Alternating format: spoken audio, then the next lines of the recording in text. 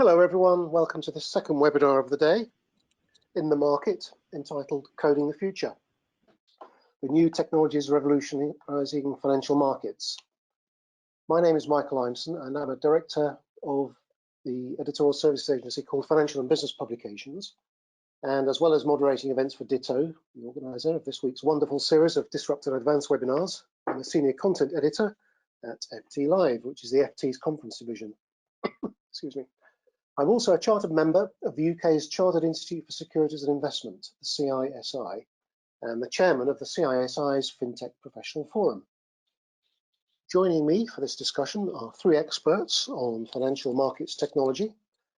First, we have Matthew Rhys-Evans, who's the wholesale banking loan markets innovation lead for ING, the big Dutch bank, who's calling in from London, I believe. Matthew's a loan markets and syndicated finance specialist focused on loan market innovation and digitization.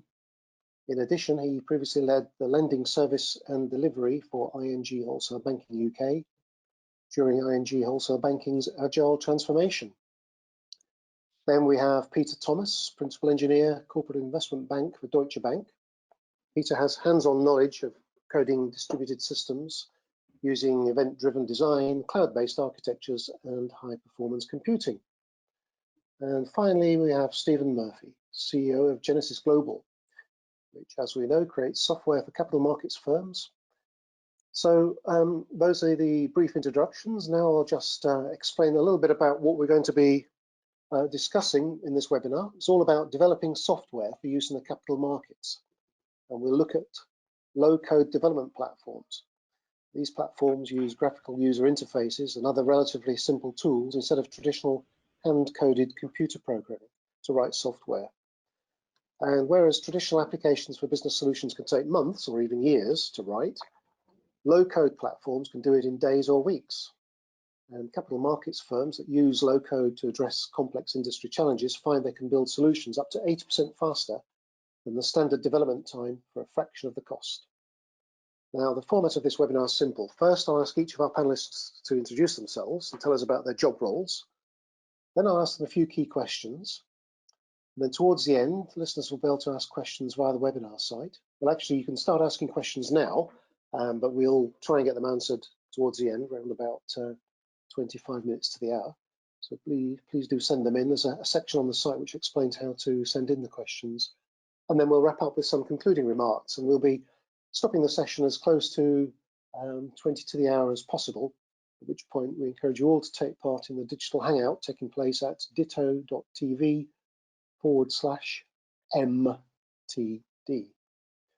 So let's get self-introductions going. So Matthew from ING, please tell us about yourself and your job. Yeah, thanks, Michael.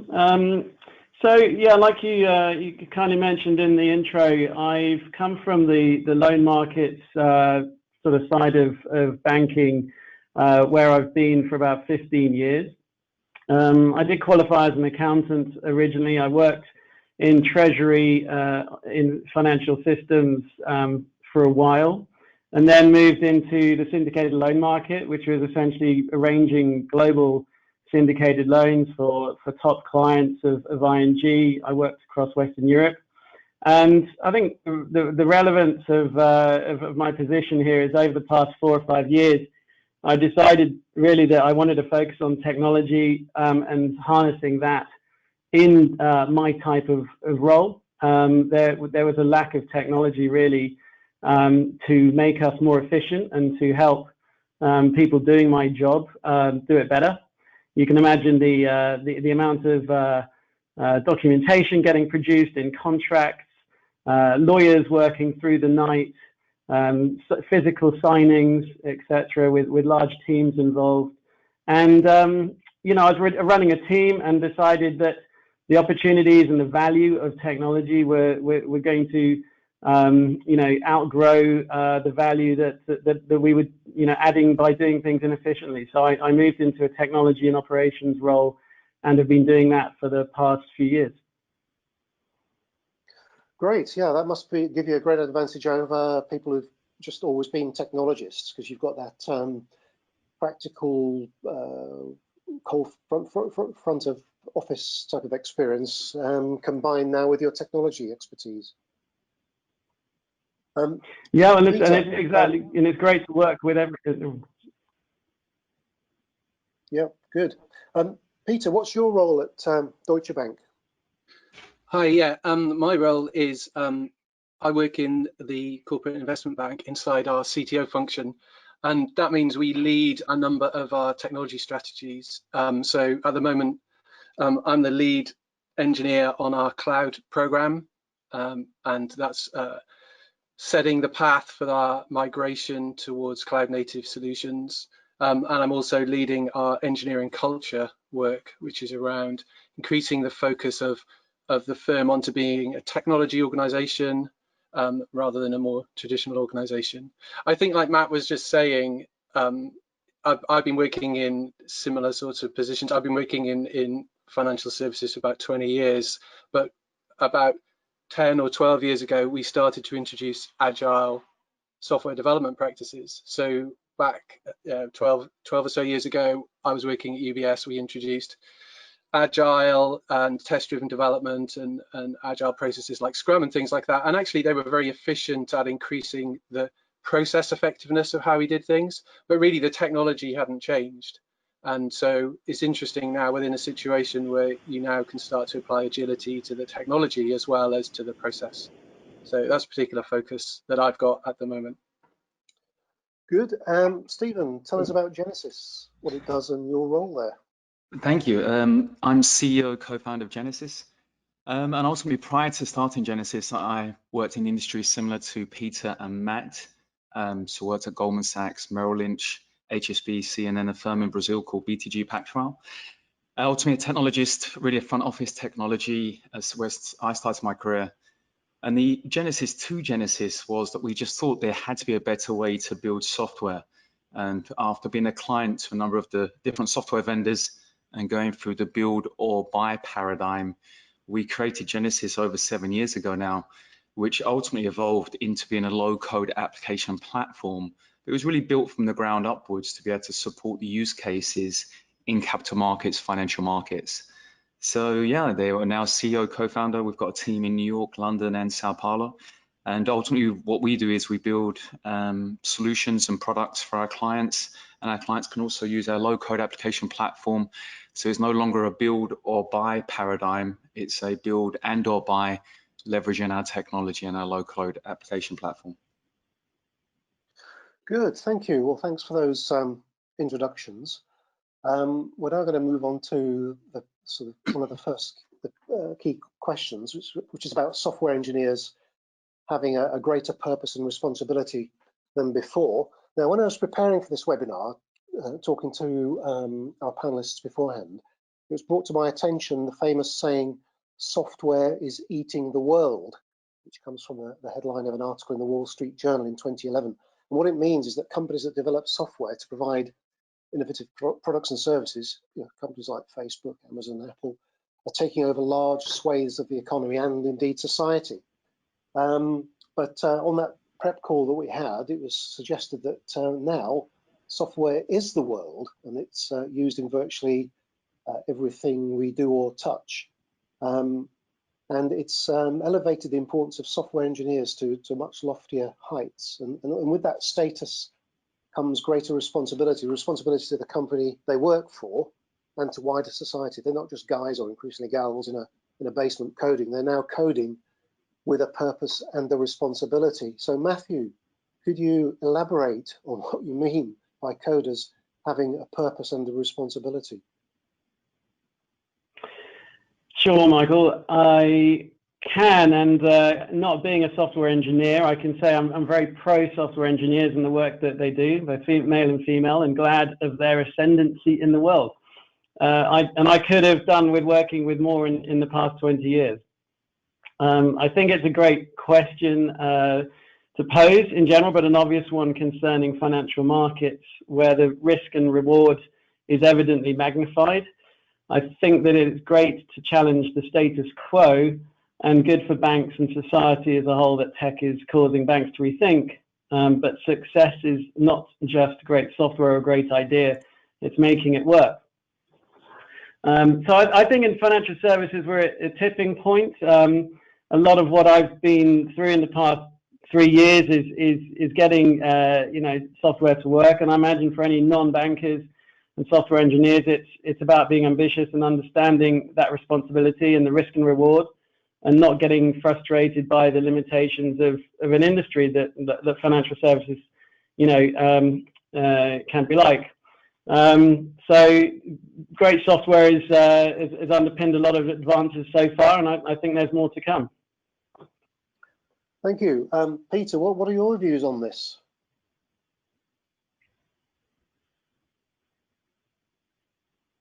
Peter? My panel's telling me that you're on mute. Aha. There is a Hi, light can you hear me? up. Yes, you're back on. Ah, right. Okay, yeah, sorry, my network dropped out there for about a minute, so I lost the end of Matt's comments. But well, I'm just asking you same question really. What is meant by software engineers having a greater purpose and responsibility these days?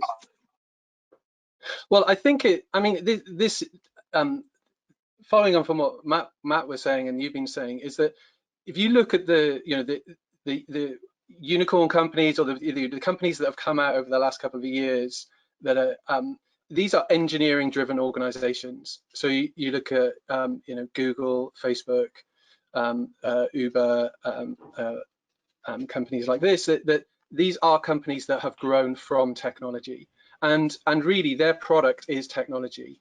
And older organizations, so organizations like financial services, traditional financial tier 1 financial services firms and things like that, these are banks who don't regard themselves as technology organizations, or didn't regard themselves as technology organizations. Perhaps they certainly the banks that I've worked in are changing, but they're changing because that's the way the world is going. And I think what that means is that increasingly the responsibility is shifting. The responsibility always used to be that there would be people on the business. Whenever I've worked in software engineering for many years, and we always used to talk about the business. The business want this thing. The business want us to do that thing. And really, we were acting. It was very much like a waterfall software development of being told what to do. Whereas now we're in a situation where the products are developed from technology outwards. So effectively, the responsibility that the software engineers have to the company now is that they are building the products that the company is based upon. It's no longer that they are just implementing someone else's ideas. They're the people that are coming up with the ideas and providing that competitive advantage through the things that they do. Good. Stephen, what are your views?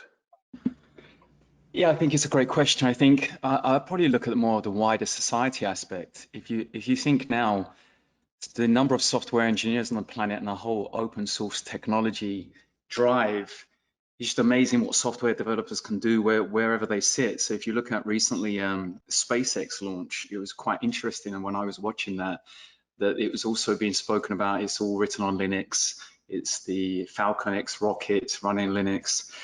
So when you look at a lot of these kind of open source foundations, the Linux Foundation within the financial markets, as you know, there's Finos. So I think software developers now have, wherever you are, whatever organization you sit in, or even if you don't sit within an organization, whether or not you're looking at low latency, open source messaging, I think everyone's got that ability now to contribute, and especially now that our industry has bought into open source technology. Everyone should realize that at some point maybe their code or what they're developing can be used anywhere within any organization, inside our industry or outside of our industry. So I think it's the role and responsibility within a company or outside, and how that can be impacted is just really, really important. Yeah, thanks. Well, I'd like to move on to the next part of this webinar, which is about low-code software development platforms, which is what you do, and that's the essence, Stephen, of Genesis, that platform, and it offers capital markets firms an easier, quick, and cost-effective way of building applications for their business. And you also provide no-code and pro-code tools as well to augment the low-code ones. So How do your customers use this low-code platform to tackle the problems and then actually not just tackle problems, but also take advantage of opportunities? Yeah, there's really three ways that clients, there's a number of themes, we call them, that clients engage us to actually leverage our low-code application platform to solve business problems or actually be able to jump on new opportunities. But there's really three themes that we're seeing right now, and in the current pandemic, one of them specifically is becoming extremely important. So number one, we see a lot around something called EUC, end user computing. Some firms also use the terminology UDT, user developed technology. So these things are typically spreadsheets. There also could be a database that they've built themselves. And really what we've done is given them the ability with the low-code application platform to really move that into a scalable technology. A lot of those EUC has been built by a front office person or a business analyst or someone within operations who've got some very minimal coding, can navigate around Microsoft Excel, use VB, etc. So that's a big target area for us, because very quickly the solution may not be scalable, it's definitely not audited, and therefore compliance, regulatory risk and challenges. The second theme is legacy integration. There's lots of in-house built technologies or vendor technologies. The cost to actually replace those might be really high, but that's ultimately limiting the innovation that a client can perform. So when we built the platform, we built it so that it's based on this underlying architecture called microservices. So we find that we can very quickly integrate into a lot of the vendors or in-house built technologies. And finally, the third theme, which we're really focused on, is just new electronic platforms. So really built from the ground upwards, but completely new. Could be a trading platform. There's just a complete new electronic platform for something which was completely manual before, or may have been done verbally over the phone. So those are really three themes that really come up time and time again when people come to us to actually use our technology. And I think there's one final thing that we see, which is quite interesting, is this whole concept of digital transformation, whether or not it's moving to the cloud. One thing that we see, because our low-code application platform is cloud-enabled by default, that clients come to us to digitally transform and make that migration to the cloud as well. So yeah, those three themes, legacy integration, end-user computing, and new electronic platforms, are predominantly the three primary themes around what clients come to engage us on. And ultimately, they all have business drivers: reduce operational risk, reduce operational cost, increase business revenues, protect brand reputation. That's a really good one as well, just because there's a new way that clients, especially during what's seen in a pandemic, need to engage their clients in a different way and need a platform to do that. Yeah, thanks. Peter, as a banker, I mean, Stephen used to be a banker, but you actually currently work in a bank. What's your opinion of these low-code platforms, the sort that Genesis provide? Are they so as I think that, effective yeah, as so interestingly, I've got quite a different viewpoint on end user developed applications historically. So so being someone who works traditionally in the technology organization, we like, and this is using some of the things that Stephen used to say, that said, like Access, Excel, and things like that. There was a sort of a second technology department that was created within areas of the business in the past. So we would find that people were using Excel spreadsheets or Access to connect to databases and to pull data out of databases and to build critical business processes effectively on things that were just running on someone's machine. And you know, that person would go on holiday, or their machine would need re-imaging, and they would lose part of what was regarded as a critical business process. So obviously that was not sustainable and introduced risk. And I think the view that I have on this is, why did that happen? And that happened primarily because the traditional IT department, so the department that's supposed to be servicing those users, couldn't service the users quickly enough or well enough to meet the need, and therefore they created this sort of shadow organization. And I think that was the problem that we had in those days. And I think when I talk about these sort of platforms, I like to talk about things which have low lead time. So low-code platforms allow you to have very fast feedback loops of doing things, but also other platforms which are lower code, perhaps not low code, but lower in code, such as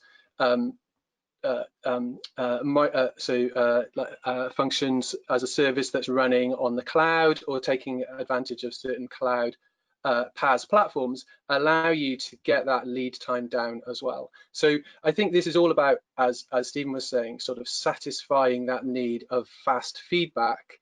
And that's sort of where we're when people talk about digitization of organizations, I think that, or from my point of view, that's what we mean. We mean moving towards an organization where we are iterating the delivery of software and products continually. We're not running a project that takes 12 months and at the end of that 12 months you get something and it may or may not be what you wanted 12 months ago, but actually making very small incremental changes onto a product and continually redirecting as the market forces or the requirements change. And so to do that, you need that low lead time and fast feedback. And I think that's the sort of key point that I can see is that in particular. Mm-hmm. Okay, thank you. Matthew, your views on low code and end user computing? Yeah, so I'm relatively new to it, but the experience I've had is very similar to what we've just been hearing about, really. Working on spreadsheets, having a spreadsheet that does everything, maybe a simple database. You know, I think we've survived like that in banking for far too long in most departments, not necessarily all. And we've missed the opportunity to use technology better. And, you know, someone in, for instance, the front office, if you talk about front office, back office, you know, has probably been ignored by technology while operations has been made as efficient as possible. And now, you know, I think it's clear that moving away from spreadsheets and emails, you know, is going to help make those front office staff and well-trained staff much more efficient. Also brings down the training time. It brings down the reliance on you know, human resources, and allows the individual to be more efficient and to scale up what they're doing, to do more. It makes the business more scalable and more resilient and safer.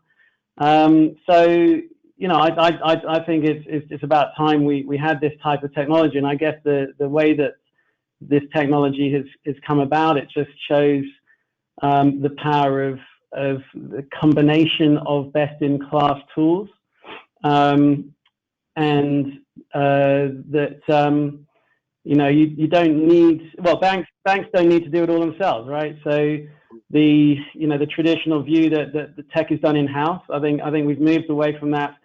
In terms of who's best at trading, you know, who's the best asset manager. Nowadays, banks, you know, should really be looking at software providers and cloud to host their technology and infrastructure. Mm-hmm. Yeah. Let's move on to cloud services in particular, because Stephen's company's services are delivered over the cloud, and cloud infrastructure is one of Peter's specialities. So Peter, why is cloud computing taken off so successfully in the capital markets? So I think it's a couple of different factors. The first one is really just about the elasticity of scale. So almost all of the systems that we run inside financial services is very bursty in nature, and in some cases we have some stuff that is extremely high. If you take things like risk calculations or things like that, they require enormous computing power for short periods of time, and traditionally that's been a very difficult thing to to provide in-house. So the ability to have elastic compute, the ability to have higher utilization of your server estate is it's a cost save. So effectively, that's the first part. The second part is very much like we've been talking about already, which is lead time reduction. So the reduction of lead time in provisioning hardware, the ability for you to instantly spin up a service and then to remove it means that you can do the sorts of things that we've been talking about, which is very fast feedback on new system development or the incremental system development. So I think that factor, which is sort of the typical experience that anybody has in using cloud computing, using it yourself or at an external organization, that ability might not be so amazing but if you've worked in a bank and you've seen how long it takes to provision hardware, how long it sometimes takes to provision services like a new database or messaging, things like that, the fact that you can do it within 30 minutes is orders of magnitude difference. So that's the second one. But then the third one, and I think this is partly, I think, overlaps with what Stephen's been saying, is cloud computing has allowed us a sort of an ability to democratize data, and I think this is where the real advantage is that organizations are traditionally run siloed based operations where data is sort of hidden away from each other.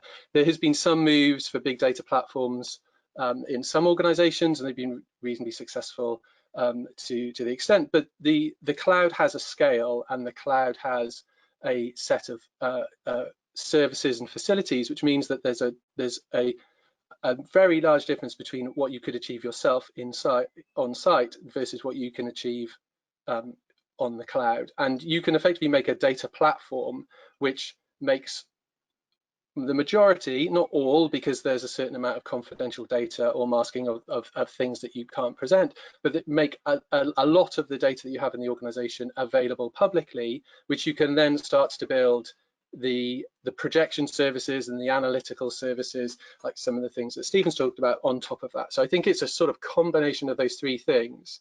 These are the main drivers that yeah. I'm seeing. Okay, thanks. That's very clear. And Matthew, what's your view of the cloud?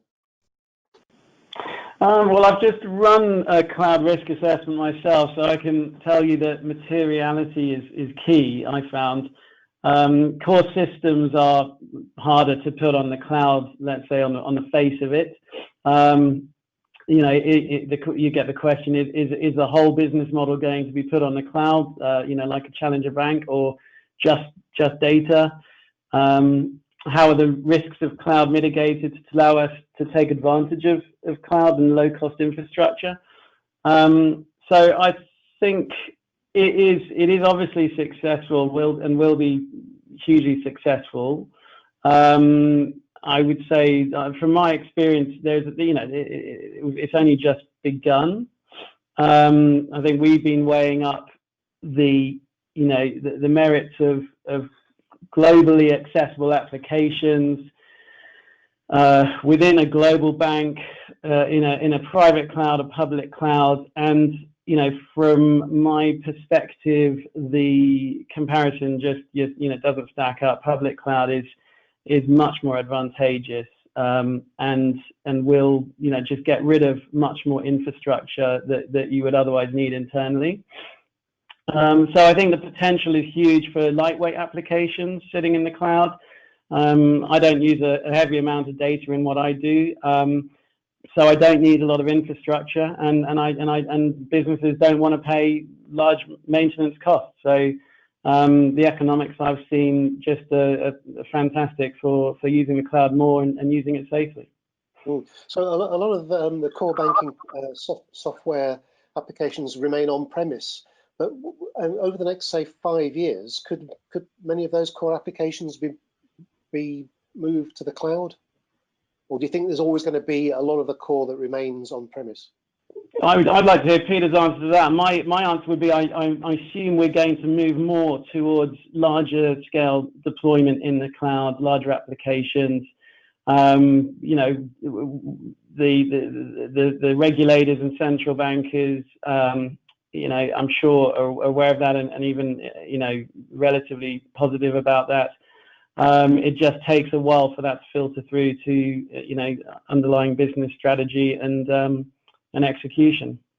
Yeah, so Peter, in your view, how much more core stuff could go onto the cloud over the next 5 years? So I think a number of firms have quite an aggressive strategy to move quite a lot of their estate onto cloud. Of course, there's certain things which will always require the sort of on-premise style even in the future. So things like co-located low latency trading applications and certain things that require things such as that, they will probably stay where they are. But certainly, I think from a number of people I've spoken to and a number of the banks that I've worked in, most banks are looking reasonably aggressively at the rest of their estate. I think the key point on that, though, is that, and the regulators are very clear on this, is that the risk still lies with the bank. The risk doesn't lie with the vendor, right? The cloud provider. The risk is the bank's risk. So it has to be done probably in a careful manner, as Matthew has mentioned, and most banks at the moment are in their early stages of adoption, and so they're looking at their lower risk, their non-mission critical systems as the starting point. But a lot of banks have a strategy to migrate quite a bit of their estate, and then to retain certain ones depending on their risk appetite. So I think it could, you know, these things, perhaps the attitude will change as time goes on, but at the moment I think people are thinking about this as like a 5 to 10 year journey where ultimately the majority of the estate would be running in the cloud. Yeah. So Stephen, I think you said that all of what you provide is over the cloud. When you discuss your offering to clients, do they ever raise they must raise the question of risk and regulatory responsibilities and compliance. So tell us about that. Yeah, so when we actually started Genesis, we had both a on-prem and cloud strategy. So most of our clients actually now come to us either to leverage our platform in the public cloud or their private cloud. We still have some clients who have on-prem installs. I think ultimately what we're seeing is this, to Peter's point, I thought he said it very well in the low-code application platform piece question as well. The cloud is just somewhat inevitable in terms of the time to market, fail quickly, iterative approach, not 12 months and wait and let me go to purchasing equipment and that takes 4 weeks to arrive, and then did I purchase enough of the equipment, like live environments, etc. So I think it's somewhat inevitable. I think there's some certain use cases where we won't see high frequency trading, co-location, near location type infrastructure services. It wouldn't surprise me if one of the big cloud providers actually makes an acquisition in that space. That's their typical way to actually grow into that. And obviously you see some country regulations. There was regulatory side was mentioned also, because obviously some governments have country regulations around where data can and cannot be.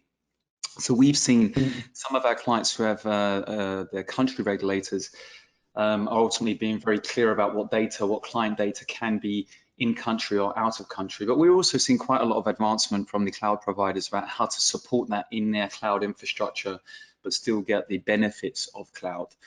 I think it's a 5-10 year journey from here. I think it's been a huge difference from 5 years ago. When we went to market 4 years ago, it was shied away on both. A good example would be both open source technology and cloud. It was kind of every time was ifs and buts and wheres. Obviously, it's evolved a huge amount, and it will continue to evolve a huge amount because there's a number of drivers for it. Quick time to market, speed, and cost. So I think there'll be certain things which may stay on-prem. It's a journey. But I think our clients are looking to vendors like ourselves to help them, whether or not it's their own in-house technology or technology solutions that they're coming to us to partner to build solutions and products for. Which countries would be have regulators or governments which are more careful about where data is stored outside their country? For instance, the Bank of England and the FCA, they've got an operational resilience consultation on at the moment, and it includes looking at the resilience of firms that outsource to the cloud. And ESMA, the European Securities and Markets Authority, released some guidelines on cloud outsourcing a few weeks ago. But in Europe, they're pretty sanguine, I think. But Stephen, which countries are the most conservative and which are the most liberal in terms of their approach to the cloud? I suppose what we see some parts of Asia, South America, without naming specific countries. But yeah, if you look in some countries in Asia, some of that ultimately is maybe politically driven or just being very worried. Obviously, the whole Panama Papers, you name it, people obviously have a huge concern about data privacy. For a number of our clients, when we work through the procurement process, we commonly get asked questions around, are we governed, regulated by in a certain country to be able to have to, on request by that country, give up data or talk about data breach requests, etc., etc. So I think you'll see in Europe and the US and America, North America as such versus South America are much more evolved. Like you mentioned, you look at UK as an example and the EU. But I see some of the other countries where, if you're really looking more Asia and South America, are being starting that journey of what can happen and try, I suppose, learning from what other countries have evolved the most. Yeah. I'm doing something at the moment for a publication on cloud computing in the Middle East, and I've always been told that the countries that they're a bit reluctant, but apparently Microsoft Azure and Amazon Web Services have set up Middle East regions in a couple of countries there to assuage the concerns of governments. Do you have much experience of dealing with the Middle Eastern countries? We have actually. So yeah, we've ultimately, there was a new digital bank firm which ultimately was trying to actually compete with some of the other both tier one global firms that are in the Middle Eastern space. So yes, we have. Secondly, the data client, again, usual thing, client data is extremely important. They really were looking at ultimately a private cloud solution, but both the providers, both AWS and Microsoft, have both invested a lot into the Middle East, but also globally. I think we're an AWS certified cloud partner. We worked with them very much in a strategic way, and there's lots of great things they're doing actually of their own accord with those countries and with those regulators themselves, as well as ourselves to understand the use cases and how our clients are coming to us to actually use the platform and what type of use cases. So yes, we see the same thing as well. Yeah, I think it was the chief executive of AWS was quoted as saying something like the Middle East is only, well, he wasn't specifically saying the Middle East, but countries that are not as far advanced, they're possibly only 12 months to 36 months behind the US in terms of cloud adoption. Would you say that's fairly true of the countries you deal with, the ones that are not quite as advanced, that they're not actually that far behind? Definitely, I would say maximum 3 years, probably 24 months to 36 months. Yeah, so it gives us an idea of how quickly things are moving. Well, look, thanks, Stephen. We're almost out of time. I'd just like to ask each of you one final question. Keep your answers succinct, about half a minute each, please. We've discussed this topic at length. So, Matthew, what would you like the attendees to this webinar to remember most about what you've said? Well, thanks, and it's been a pleasure to be part of the webinar. I would just say that we talked at the beginning about responsibility, and we won't ever sort of really get away from that when it comes to financial services. So there's a lot of technology at our disposal, and the capital markets grade safe application tools and platforms that the Genesis provides, such as a low-code application framework, essentially allow you to develop a fast solution, and hopefully get that onboarded within the business, you know, a lot quicker than you could otherwise do. So, you know, I think it's a great area to be in, and there's a lot of potential there in all the transformation that's going on in the banks. Good, thank you. Peter, your pearls of wisdom in half a minute. Yeah, I think that, I mean, the key thing that I would take away from this is that the cloud is an enabler, but also there's a lot of change and a lot of learning. I think the type of engineer that we will have in our organizations in 5 or 10 years time will be very different to the ones that we've had in the past. They're going to be more entrepreneurial, they're going to be more business focused, they're going to understand their business really well, but they're also going to need to understand a breadth of technology. No longer will you just be able to be like a really, really strong Java engineer, but you'll need to understand databases, you'll need to understand security, you'll need to understand identity management, you'll need to understand data encryption and data regulations like we were just talking about. So effectively, I think this is a massive time of change, and it's a real, you know, it's really positive. I find it really positive. Most software engineers like learning new things, they like trying out new things. And I think that that's the main thing that's going to happen. There's a huge relearning and extension and broadening of skills that has to happen across the organization in the next couple of years. Yeah, good, thanks. And Stephen, how would you sum up? Yeah, I think one key message I'd like everyone to take away from here, and I think it's something Peter mentioned again earlier about lower code. When we built the low code application platform, I'm sure everyone's hearing more and more about no code and low code. And we're using ultimately Ditto for this to also come up with a term called pro code. And what we're doing is that it's kind of your lesser code. Ultimately, we built a low-code application platform to actually facilitate a number of use cases: BPM, business process management, RPA, robotic process automation. But we believe that there's a major set of use cases which are not covered by your traditional low-code platforms. And what we do, and the approach we've taken with Genesis, because we built it from the ground upwards, is still get you deeper into the tech stack. So it's not a black box like other low-code application platform providers. So I'd say that's a really key message, that quick time to market, as Peter mentioned and Matt mentioned as well. And ultimately, there's a alternative low-code application platform out there which provides solutions across the spectrum of use cases in financial markets. Okay, good. Thank you, Stephen. That's all we have time for, I'm afraid. It's been a fascinating discussion. And so obviously it's been live, but we're recording it, and it's going to be available soon to view on demand on the Ditto website. Don't go away just yet. You can have a chat with us, the panelists and the moderator and other audience members, if you visit the digital hangout, which is on ditto.tv/MTD. So all that remains for me to do is to thank our listeners for listening and to thank our speakers for taking part. So thank you, Matthew Rhys-Evans, Peter Thomas, and Stephen Murphy. Thank you very much. Thank you very much. Thank you. Thank you. Thank you.